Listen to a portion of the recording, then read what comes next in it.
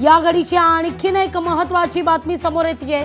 नागपूर मौदा नगरपंचायतीमध्ये प्रसन्न राजा तिटके हे आघाडीवर असल्याचं या ठिकाणी पाहायला मिळतंय। नागपूरमध्ये भाजपचे उमेदवार आहेत प्रसन्न राजा तिटके। मौदा नगरपंचायतीमध्ये भाजपचं आजवर आपण जर पाहिलं तर वर्चस्व हे कायम राहत आलेलं आहे। त्यामुळे नागपूरमध्ये भाजपचा बोलबाला पहिल्या या आघाडीमध्ये, अर्थात हे सगळे कल आहेत, निकाल अद्यापही आलेला नाहीये मावळ सोडून। त्यामुळे भाजपचे उमेदवार प्रसन्न राजा तिटके हे आघाडीवर असल्याचं पाहायला मिळतंय। भाजपच्या गणेश हाकेंची एक क्विक रिॲक्शन आपण घेऊया।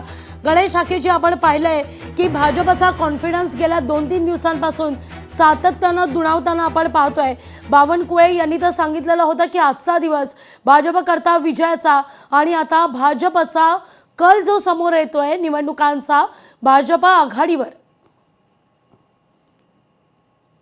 3 वर्षामध्ये ज्या पद्धतीनं भारतीय जनता पार्टीच्या महाराष्ट्रातल्या आणि केंद्रातल्या सरकारनं ज्या नगराच्या विकासासाठी, ज्या स्मार्ट सिटी सारख्या सिटी स्थापन करण्यासाठी जे काम केलेलं आहे, त्या कामाच्या आधारावरती भारतीय जनता पार्टीचा हा आत्मविश्वास आहे।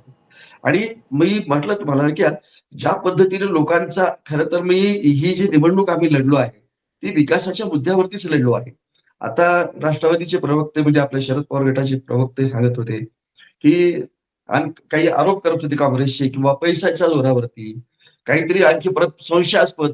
आम्हाला विश्वास आहे, आमचे माननीय महसूल मंत्री बावनकुळे साहेब ज्या आत्मविश्वासाने जे बोलत आहेत ना, त्याचं कारण असं आहे की त्यांनी केलेली कामं, महसूल खात्याची ज्या पद्धतीचे निर्णय, म्हणजे क्रांतिकारी अशा स्वरूपाचे निर्णय महसूल खात्याचे घेतलेले आहेत, आणि त्याचा प्रतिसाद लोकांकडून, नगरातून, नगरातल्या लोकांकडून इतक्या मोठ्या प्रमाणात मिळतोय की त्याच्या वरती आधारित असा मला विश्वास वाटतो की भारतीय जनता पार्टी महायुती ही महाराष्ट्रामध्ये म्हणजे निश्चितपणे सर्वच नगरपालिकांमध्ये म्हणजे विजयी होईल, आणि भारतीय जनता पार्टी हा नंबर 1 चा पक्ष म्हणून अगदी गणेश हाकेजी, दिल्ली अगदी दूर नाही, अगदी थोड्याच तासात या सगळ्याचा उलगडा होणार आहे।